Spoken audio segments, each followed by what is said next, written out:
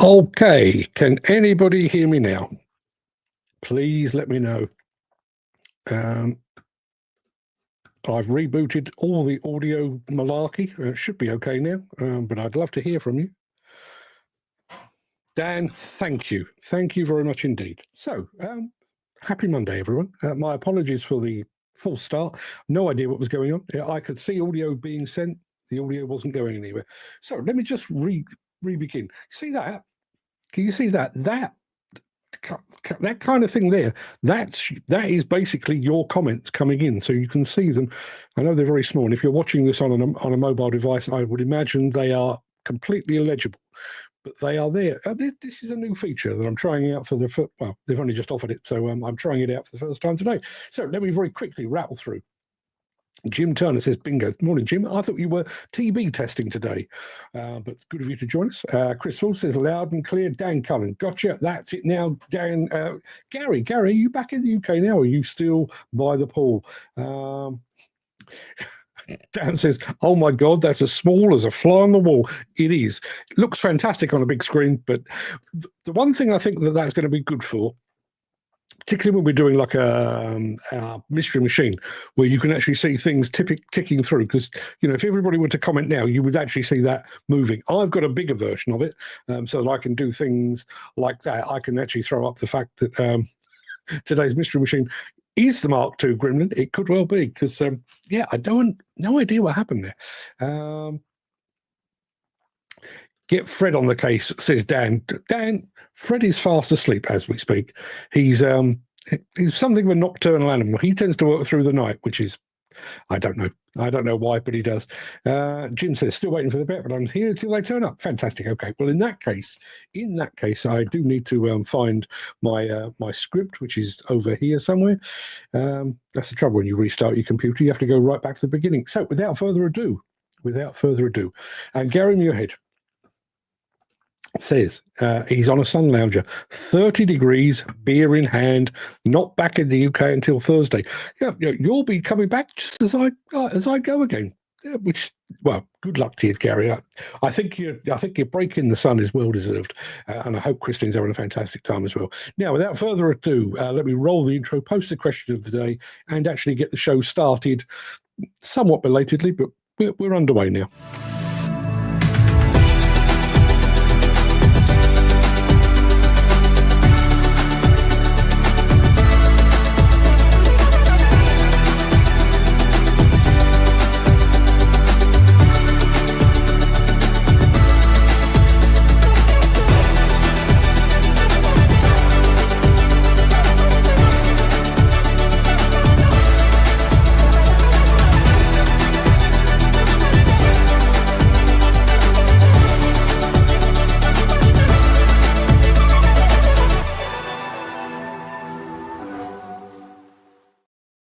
Now, I'm going to get to the show in just a moment, but I need your help.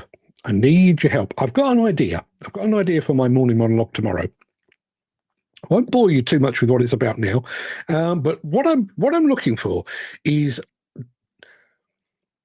what is it that you pay for, you as individual workers, that you pay for, that you are repaid by your employer?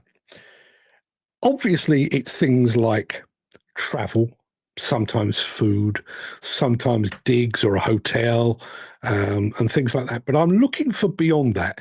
Is there stuff that you have paid on behalf of your employer that you then have to claim back, and sometimes have to wait quite some time to get it? Basically, my morning monologue tomorrow is talking about how individual workers are propping up multi-million-pound companies. That's what I've got in mind. Now, I think I've done a fairly thorough job on that, but I'm looking for any other thing. So if there's anything that you've been required to pay out of your own pocket that you then have to claim back and have to prove that you paid it, receipts, inside leg measurement, love to hear from you about all of that.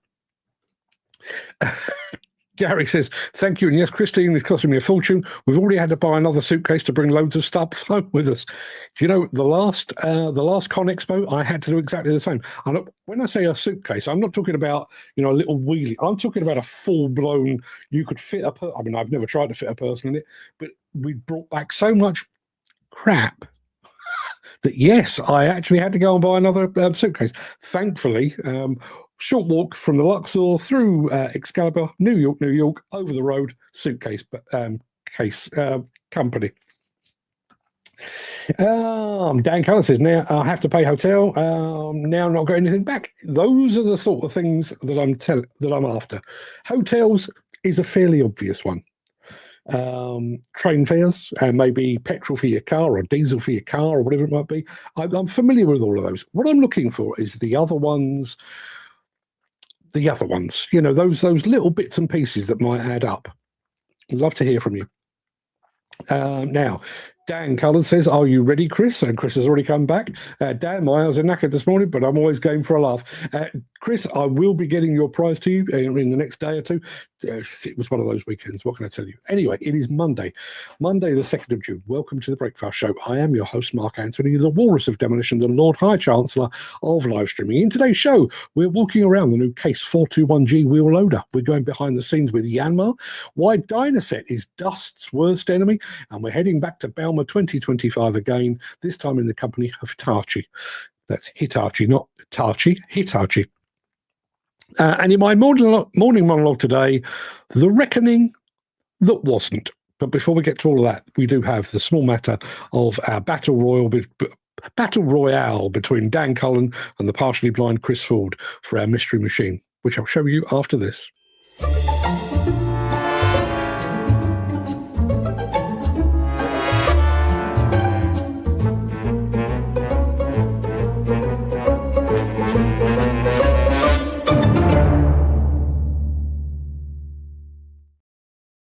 Now, thanks to the gremlin, I didn't actually tell you what the question of the day was, so I've just done that, and I will remind you of it again in a moment.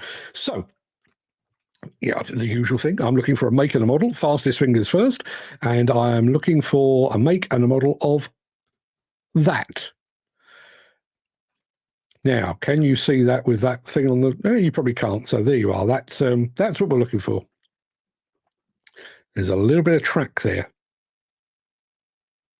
While you're thinking about that, just going back to Gary. Nothing from this company I'm working for just now. Van, fuel, card, travel time, digs are paid for, 3-bedroom house, and they also pay me £65 a night to stay away. Really looked after. Good to hear. Good to hear. But on the other hand, the bit that I'm looking for is not that. I'm looking for those that, for example, you know, you sometimes hop on off to an independent hydraulic hose company to get a fitting or a coupling or possibly even a hose. Your company doesn't have an account with them. They won't take they won't take your word for it. So you end up flashing your own credit or debit card to get the hydraulic hose, and then you have to wait. That's what we're looking for. Please let us have your thoughts on that. Let me show you a little bit more of the. There you are. There's a little bit more of our mystery machine. Make and model, if you would be so kind. And while you're doing that, let me remind you belatedly of our question of the day.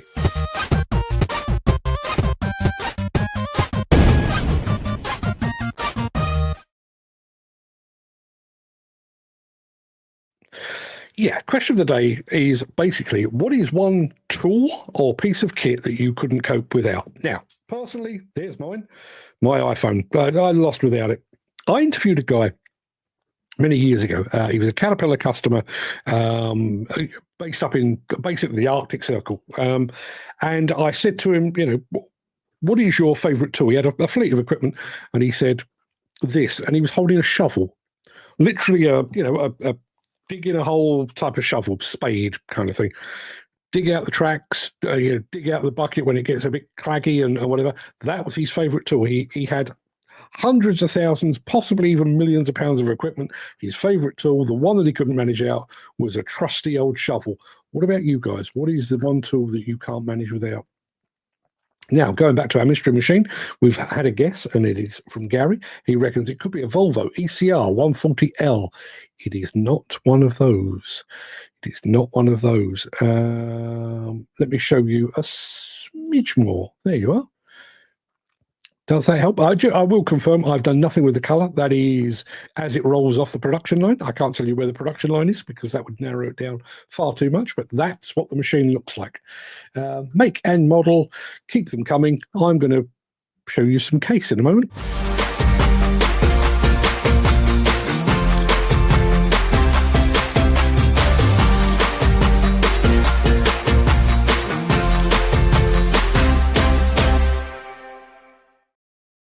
Yeah, it was kind of obscured by the concept machine that our case showed off at Bauma, but they did have some new wheel loaders on display as well, and we're going to get a chance to walk around one of those right now, like this.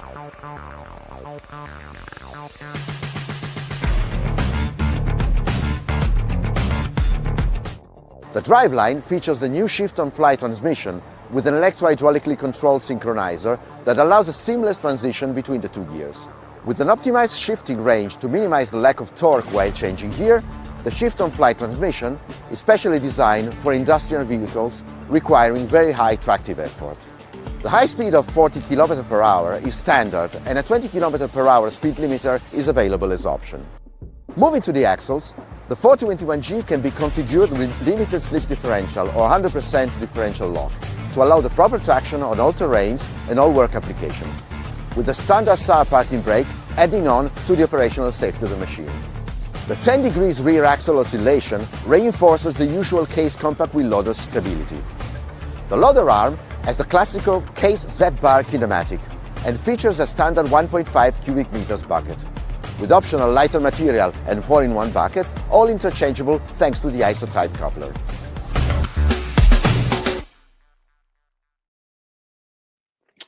I can tell you we have a winner on the Mystery Machine. I think we may have to change the Mystery Machine.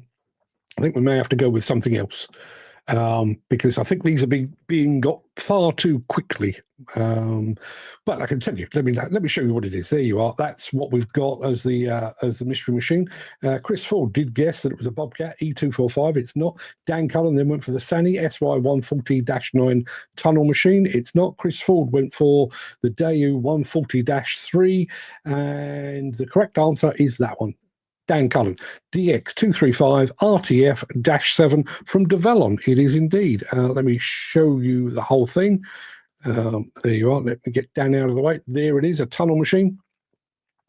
So I'm going to put 3 points down. I'm going to have a rethink on this, though, because I think with the presence of Google Lens, and I'm not suggesting Dan cheated, not for one moment, but I think we need to do something else. I think it's kind of defeating the object a little bit. Somebody with a fantastic name, and he thought on. Is that a familiar face? No, I don't think it is. Hitachi ZX300 Turbo Squid. I'd love the idea of a Turbo Squid. But good of you to join us over on YouTube. That boom got me thinking tunneling, says Dan. And Gary says, I was just about to say that, Dan. Yeah, as I say, I think I'm going to have a rethink and possibly do things in a different way because the whole idea is that it runs throughout the show. Well, yeah, we should see. Anyway, should we crack on? Yes, I think we probably should. We're going behind the scenes with Yanmar in just a moment. If you are enjoying this episode, please consider supporting the show. You can leave us a tip at buymeacoffee.com/demolition news. Yes, we go behind the scenes with Yanmar. I've already said that. I don't know why I do the intro before I do the whatever. Yeah, Yanmar. Here we go. Across 39 countries in Europe, the Middle East, and Africa, Yanmar Compact Equipment (EMEA) is part of Yanmar Compact Equipment, a global player in the realm of cutting-edge compact machinery. We are a harmonious blend of Japanese innovation and European craftsmanship. It's our people who truly define us. With over 1,000 employees, our workforce builds a chain of trust for our customers. From laser cutting to trainings, each step is a labor of passion.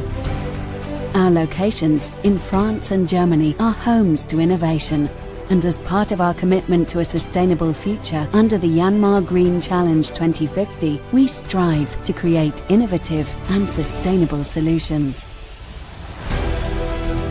Our dealer partners are torchbearers of our values, embodying reliability, proximity, and service quality. Our network isn't just about sales, it's about partnerships and people. Hand in hand with them, we create lasting connections and deliver exceptional customer value.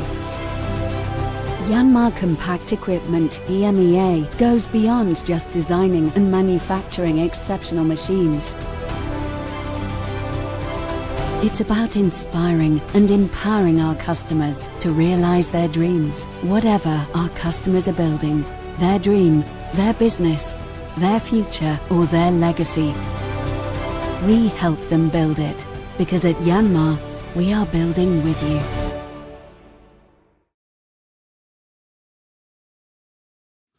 Totally agree with you, Gary. Yeah, amazing how many manufacturers use a Yanmar engine, and it is very much a sign of quality.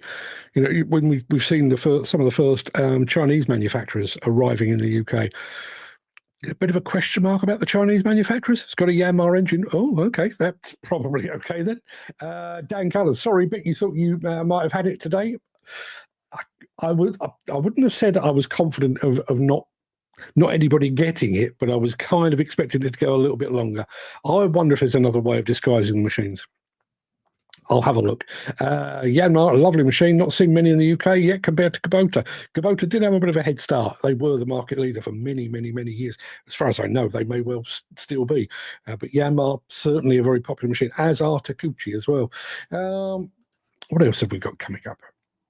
Oh, I know what we're doing. We're talking dust suppression in a moment. Back after this. Since the finance bill came into effect in April, the construction industry has seen a surge of fuel thefts.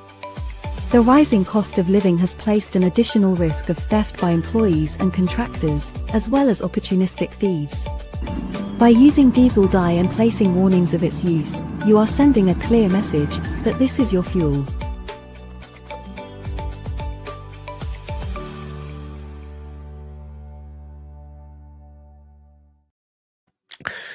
If you're dust, I'm sure you're not, but if you are dust, Dynaset must be your worst enemy.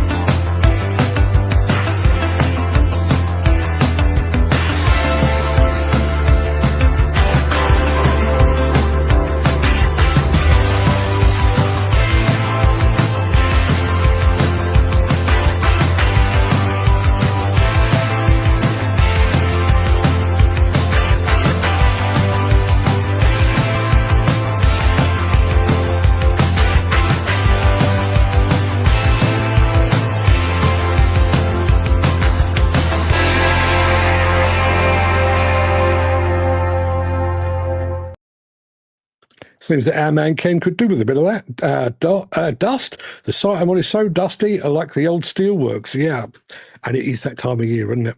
It is that time of year. You walk to your machine thinking, oh, sun on my back. It's lovely, isn't it? You start the machine up and there's dust everywhere. Yeah. Chris Ford says, mystery machine. I saw a picture of that over the weekend and thought, I'll remember that. He didn't. Old and forgetful. Yeah, funnily enough, I actually saw that on Friday night. I thought, I'll keep that up my sleeve. I'm wondering if there's another way of doing it. I'm thinking, I wonder if there's a little way that I can swirl it so that it can't be picked up by Google Lens and you make it really obscure and really make you work for it. Now back to the subject of engines. Remember, a few manufacturers were using Hino engines. Now Hitachi are using Toyota Hilux engines in their small machines. Are they? Did I know that? That rings a bell, but I'm not sure I actually took any notice of that. Chris said he's old and forgetful. I can feel his pain. We're going back to Bauma in just a moment with Hitachi.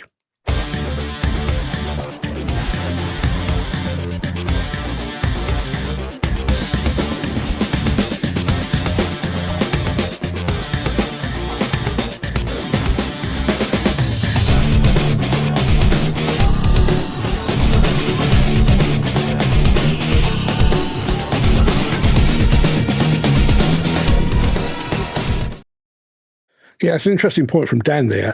Dust suppression, good, but can be annoying for operators' visibility. Do you remember when we first showed you the Despay Jumbo, and they were using a couple of cement mixers converted to dust suppression, so that they could actually put the dust suppression beyond the attachment? So rather than putting it between the operator and the attachment, and therefore obscuring his vision, put it beyond so that it's still picking up the dust, but it's not actually getting in the way of the line of sight. Those Italians, they know their stuff. Looking forward to going. Yeah, this time next week, I will be in Milan. I'll be in Milan this time next week. Try to cope without me, would you? Travels, yes. I'm going to Italy next week. I went to Germany. It feels like a bloody age ago. I went to Hitachi, went to Bauma, went to Munich and all of the things. Let's go and take a look back at Hitachi at Bauma 2025.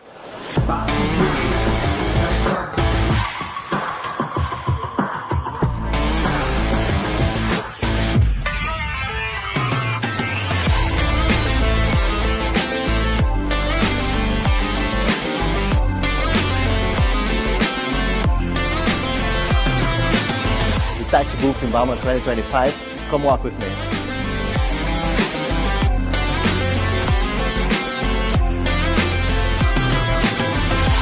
Even our biggest and our most special machines.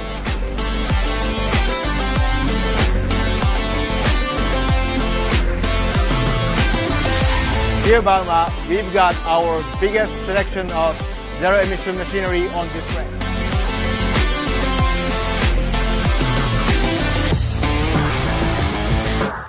ZX250-7 is the new Hitachi bucket. Providing instant performance data. A new innovation that will change forever the industry of construction.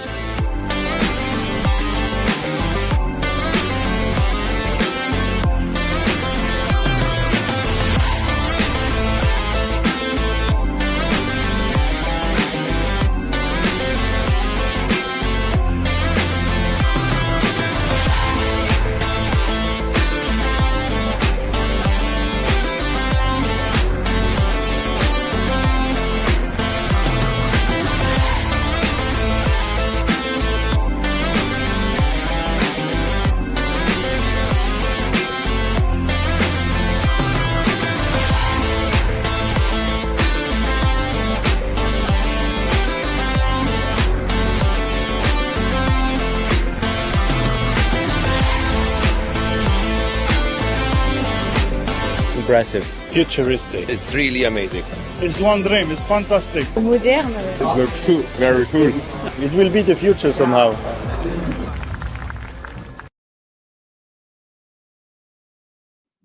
It will be the future somehow. I'll take your word for it, sir. Thank you very much indeed for that. What have we got here? Dan Cullen going back to, they used Isuzu engines. Not sure why they changed. Money, probably. That's normally the reason. Glitchy on the screen this morning. Don't know what's going on with that. Hope you're all seeing it nice and clearly.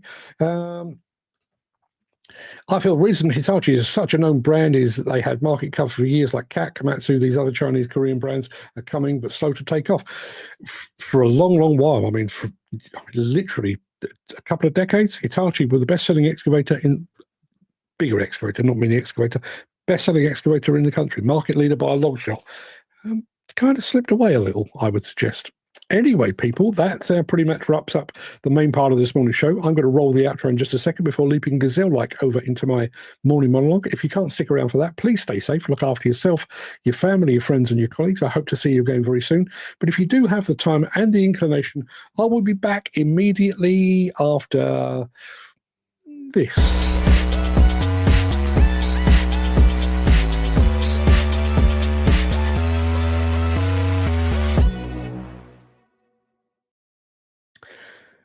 I will get into the chat in just a moment, but I'm just about to offer Gary Muirhead some marriage advice.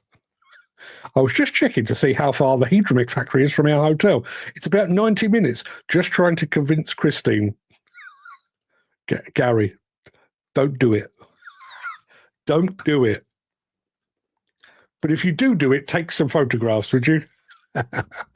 Right, okay, morning monologue time. Time for serious face. Here we go. We squandered a once-in-a-lifetime opportunity. We, us, the British public, the world, society. We had a chance and we threw it away. The COVID-19 pandemic, and more specifically the ensuing lockdowns, should have served as a societal reset. Kept apart from family and friends, that period reminded us all of the importance of community and of social interaction. When the chips were down, many of us rallied to support vulnerable neighbours. We collectively gave thanks to the medical profession, the doctors and nurses risking their lives to save ours. That surreal time also afforded us a glimpse behind the political curtain. Politicians were no more prepared for a global pandemic than we were. They were making it up as they went along, and they had no intention of following the rules that they themselves implemented. Through it all, we were united.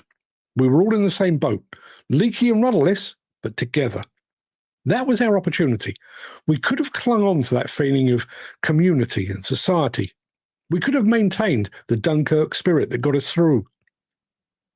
And we could have demanded better, fairer, and more transparent government.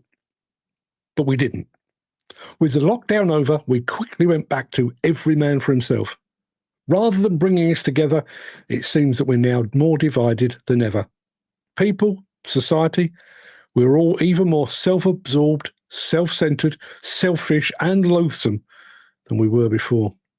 In place of a great reset, we now have the same as before, only worse. Sadly, the UK demolition industry has also squandered an opportunity to start over. In fact, it's done so not once, but twice. Shortly after the boiler house collapse at the Didcot A power station that claimed the lives of 4 demolition workers, I suggested that regardless of the cause, the incident should be a defining moment, a turning point. I posited that industry historians of the future would speak of the pre-Didcot and the post-Didcot eras, an industry equivalent of the Dark Ages and the Age of Enlightenment. The industry, I hoped, would be safer. Accident investigations, when necessary, would be timely and transparent. Moreover, the families of those killed in the line of duty would be the primary concern of all involved. Yet we are now more than 9 years post-Didcot, and we're still going about our business in a pre-Didcot manner. Accidents still happen. Investigating authorities can still take their own sweet time, and bereaved families are still treated with a disrespect that is unbecoming of an industry with claims of professionalism. The reckoning never happened, and that alone should have ensured that the industry was ready to seize the opportunity to start over, should such an opportunity ever come along again. And yet, when that opportunity did come knocking, the industry didn't answer. In March 2022, the Competition and Markets Authority revealed to the world that which the industry already knew. Corruption within the UK demolition business was rife. Through a mix of bid rigging and collusion, 10 companies had manipulated and skewed the market in their favour. Several company directors were banned and fines of more than £60 million were handed down. All 10 guilty companies were members of the National Federation of Demolition Contractors. In truth, this could and perhaps should have been an extinction event for the NFDC. The fact that it wasn't merely underlines the sector's unerring ability to remain unchanged, to cling on to things as they were, regardless of what's happening in the present. When the dust settled, the industry once again had a chance to take a long, hard look in the mirror, to give its head a wobble, to draw a line in the sand that demarked how things used to be done and how they would be done going forward. It did none of those things. Instead, there was a collective sigh of, "There but for the grace of God." Sorry, itchy nose, and I need to do that bit again. Instead, there was a collective sigh of, "There but for the grace of God" relief, and then it was back to business as usual. We could have started anew. We could have stripped away the old and rebuilt the industry from the ground up, a new-look demolition industry fit for the 21st century. Instead, we clung even more tightly to the status quo. Seriously, does anyone believe the UK demolition industry is safer post-Didcot than it was before? Does anyone think the investigating authorities are more efficient, or that they show greater compassion to bereaved families? Does anyone think that the age of the brown envelope is over, that all demolition projects are now won purely on merit? that supposedly rival demolition companies aren't enjoying cosy meetings amongst themselves?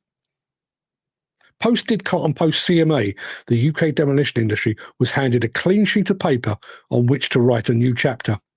On both occasions, it clung to the same dangerous and dirty piece of paper it's been using for decades. The reform never came. The lessons went unlearned. The big red reset button went unpressed. The reckoning never happened. Twice. There you are. Sorry, my screen's playing silly buggers this morning. Let's have a look. Going back to our question of the day. Let's have a look. Question of the day, it wouldn't be without a grease gun. Yeah, good to hear. Question of the day, I couldn't do without my suitcase and my knowledge of operating plant. Good tools to have, given the line of trade that you're in. We as an industry need a full reset. Reset health and safety seem to make up new things weekly. Imagine, and I'm sure I've said this before, but I'm going to say it again. Imagine all of the rules and regulations to which we are expected to abide as an industry. Imagine if we could just take a big step back, have a long, hard look at all of it, and come back with one set of rules. There you are. That covers everything from health and safety to the environment to sustainability to everything else. Everything is contained in that one document. So every set of RAMs is accompanied by that. There you are. That's how demolition goes about its business. And it's in accordance with Health and Safety at Work Act and everything else, but all condensed into one learnable, memorable, and usable document. This industry is becoming a joke worldwide. We were once looked up to in demolition and construction. Now we've fallen behind other countries. Do you know, I was thinking about that. Obviously, I'm off to Italy. I don't want to keep dwelling on it, but I am off to Italy next week. And the reason I'm going to Italy is the European Demolition Association has organised they refer to it as a study tour. Now, when I did a study tour with them back in 2019 to Japan, it was a mix. It was go and see some of the manufacturers. So the Caterpillar factory, for two reasons. Caterpillar factory, because they were building excavators in Japan, but also we saw an old dozer factory being demolished. We visited a couple of demolition sites, went to Komatsu, Hitachi, Akada, and people like that. This one with where I'm going to Italy, I'm going to see Trevi Beni, Mantovani Beni, the Caterpillar dealer, CGT. We're going to Despe. We're going to Lorini. If there were a study tour, an EDA study tour to the UK, what would we show them? What do you reckon? I mean, I'm a JCB fanboy. I would definitely recommend a visit to the world headquarters of JCB, and and I'd be fully justified in doing that, even though JCB are not overly active in the demolition business compared to some of their other rivals. Where else would you take them? Back in the day, I might have suggested going to Northern Track. Well, Northern Track isn't around anymore. Maybe Eurofab up in Scotland to see some of their funky buckets. Maybe that would be an idea. Go and see AR Demolition, look at how they run their business. Go and see RMAC, possibly time it to coincide with the bridge demolition to show how bridge demolition should be done. But beyond that, what could we today, and going back to the point there, we once looked up to, and I mentioned this last week, we were the world leaders. We were absolutely the world leaders. What would we show them today? And I've got to be honest with you, I'm not saying this just to be pedantic or, sarky or narky or snarky even. I'm saying because I genuinely don't know. I don't know what we would show them here in the UK that the Europeans haven't got themselves in spades. Think about just attachments for a start. Attachments over in Italy. Mantovani Beni, Trevi Beni, Italmec, MB Crusher, ProMove. There's more. but you get the idea. I mean, you could go and spend a week looking purely at attachments made in Italy, a whole week. What could you see here? As I say, you could have a bloody good day at JCB, but beyond that, I mean, you could stretch the point and say, well, let's go and see Thwaites because, you know, we might use a dumper from time to time. But really, what would we show them? What do we got? Gary says, when you think demolition attachments, you automatically think the Italian market. You do. Do you know, funnily enough, I mean, I've started to make some notes in my trusty orange notebook here of some of the things that I want to cover. And one of the questions I've got is, why is it that our Italian cousins are so bloody good at attachments? Obviously, and Dan, you'll know this, there is a real, like, crux. You go to, there's a bit of Ireland, probably about 30 square miles, that makes most of the crushers. In the crushing and screening equipment has its home in Ireland. And I think if you dug through the family trees, it was, well, you know, that used to be father and son, but son went off and did his own thing, and then his niece took over that, and she went and did her own thing. So there's this kind of a family tree that's gradually spread out to become all the various crushing and screening manufacturers.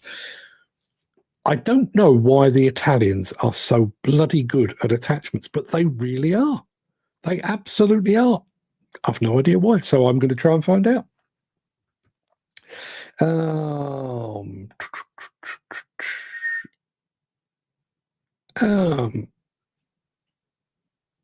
So, Gary, go back to Gary when I can find it. There we are.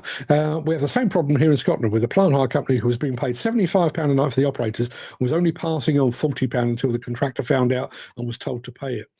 Those are the kind of things that I'm looking for. As I say, I've got a fairly long list, but I'd like it to be as detailed as possible. So if you think of anything else overnight, please drop it into the WhatsApp group, because I'd like it to be as thorough as I possibly can. The contractor said if they didn't, everything would be off-hired and back pay them all back, and they had to. Imagine that, though. Imagine holding back cash for the people that actually are doing the work. This is not site-related. I won't tell you the organisation, but we talk about them quite a bit here. So there was going to be a bit of a meeting at said organisation, and ahead of times, one of the people in the office decided, well, I'll pop down to the local Sainsbury's and I'll pick up a couple of packets of biscuits and stuff, so that when people arrive, they have a cup of tea and a biscuit and we can get on with the meeting. Not a problem, you'd think. Probably spent about £2.30 top whack. Put in an expenses claim and it was declined. It wasn't authorised beforehand, so £2.30 came out of their pocket. How many times have you had that? Oh, we need a receipt. Was it pre-authorised? Did you, is that in your terms and conditions? Those are the sort of things we're after. Dan says, that's true, Gary. Companies hold back money so they can get a few pound per employee per night out of the money. Yeah.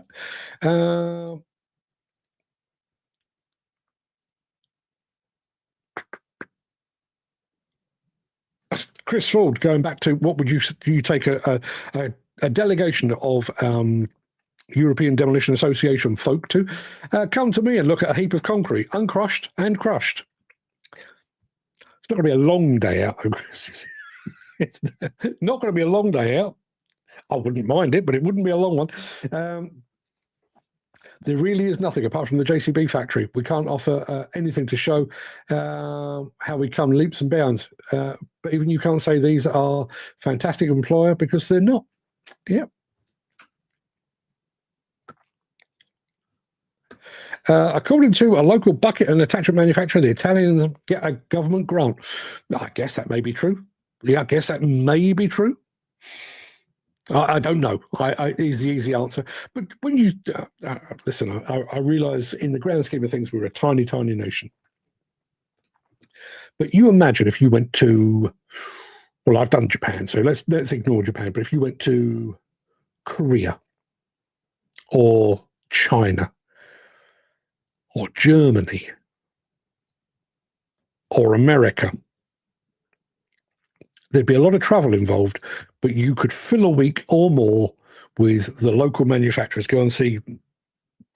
We all know who they are. Excuse me. Hay fever's kicking in. Oh dear. Yeah, you could fill a week just going from one Chinese manufacturer to another, one Korean manufacturer to another, one German manufacturer to another. UK. But we'll meet you up at Utoxeter. We'll go to JCB, and then you can go home again. Thank you for coming to Great Britain. Yeah. Dan says companies don't care what employees think or say, even though they're our bread and butter. The industry, keep them working. Yeah, and without them, they would be screwed. Dan says Northern Ireland, McCloskey, Sandvik. Yep, indeed. Well, obviously, Sandvik is not an Irish manufacturer. It is a Swedish manufacturer. But they do have a place over there as well. But there is half a dozen, and I can never remember who the half a dozen are, but there's lots and lots of crushing and screening manufacturers over in Ireland or Northern Ireland. What would we do here? And I am being absolutely genuine. You know, I mean, even if you were to, okay, I mean, you could stretch a point and say, let's go and see Komatsu up at Berkeley. They do some demolition equipment up there. They pioneered the K100 quick change boom system, so maybe that would be good for a day out. So you do JCB one day, you do Komatsu the next. You're struggling a bit after that, aren't you? Yeah. So listen, EDA, I could certainly recommend go to Utoxeter, carry on up to Berkeley, then carry on up to wherever in Scotland Eurofab are. After that, you kind of make your own luck, I would say. Terex, Dramone, Ecovolve are also made in Northern Ireland. They are indeed. Yeah, they are. Gary Muirhead says, I used to do the same when I was a sales representative for a plant hire company, handling in biscuits, cakes, and donuts to clients, and customers never got paid for it. Yeah. Funnily enough, what was his name? Barry, somebody around. Doesn't matter. Used to work for the Caterpillar dealer for the south of England, Leverton. I used to go out with him on a fairly regular basis because we handled their PR, and that was part of his shtick. He would always arrange to meet people around about 9:30 in the morning because we'd drive to wherever we needed to be, then go off to the local town, local village, find a baker. He'd get a big box of cakes, donuts, biscuits, whatever it might be, and he would arrive, and he was Barry the cake man. And very welcome he was too. 9:30, cup of tea, donut, happy days. Quite fancy a donut myself now. So yes, my apologies again for the full start on today's show. I don't know what happened. I'm going to go and hit the server with a very big spanner. I will be back tomorrow. We will be talking about those of you guys that are out on site, that are out on site, out of pocket. That's not going to be the title, although that would work, because you're helping basically prop up your employer, even if you're not directly employed. We'll come back to that tomorrow.